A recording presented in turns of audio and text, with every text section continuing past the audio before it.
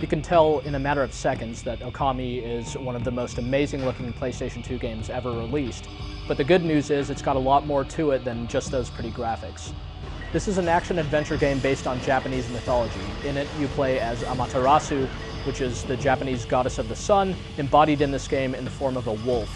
And her job is to rid medieval Japan of this evil presence that's swept over the entire nation.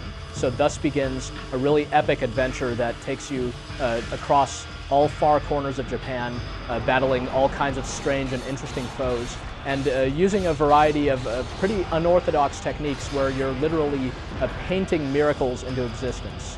Okami is just a class act all the way. It's an amazing looking game, it's got a fantastic soundtrack, it's got some really novel gameplay to it, it's got really just inspired character designs to it, and just about the whole experience is enjoyable. And on top of that, it's a really long game, clocking in at more than 30 hours from start to finish.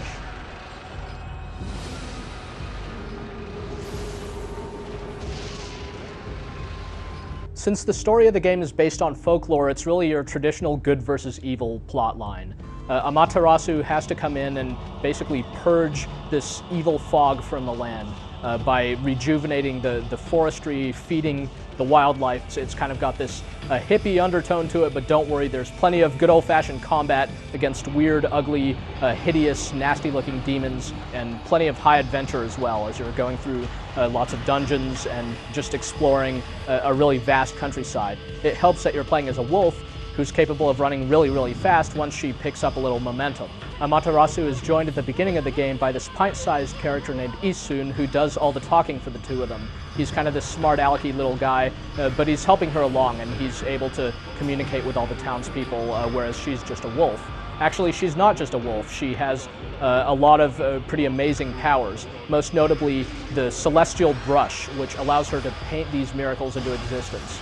It's a pretty cool and well done play mechanic. You just press and hold R1 and out comes this brush onto the screen as the whole screen seems to turn into a piece of parchment, and you just draw these simple patterns that cause a variety of things to occur, such as slashing your opponents clear in two or creating a large bomb that blows everything up. But they're not just all destructive. Some of these powers restore plants to life and turn night into day.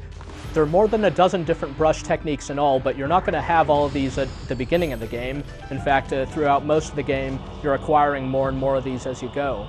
You're also gaining access to other combat abilities, you're getting more resilient to damage, you're finding new weapons. This is all happening as you're exploring this really big world, primarily on foot.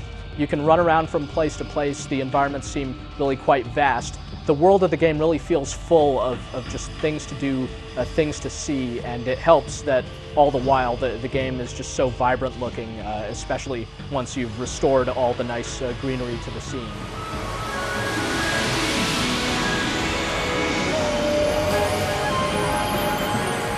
Okami is a surprisingly long game, and that length doesn't come from you getting stuck in spots or having to replay battles over and over or anything like that.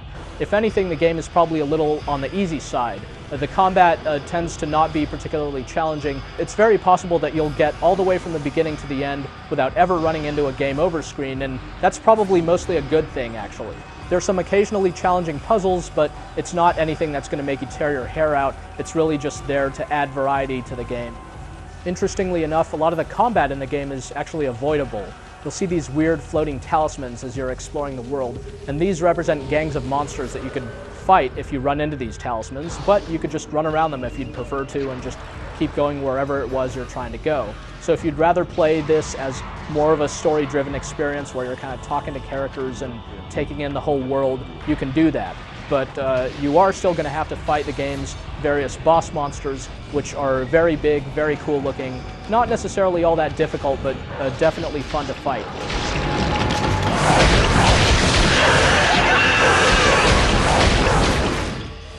It's not very often that a game comes along that not only looks totally amazing and one of a kind, but also has a lot of novel gameplay to it and lasts a long time for good measure, but Okami is really such a game. This is a game that you could highly recommend to just about anyone with a PlayStation 2, especially if they're at all predisposed to Japanese mythology or folklore or anime or anything like that. Even if you're not, there's a good chance you will be by the time you're through playing this game.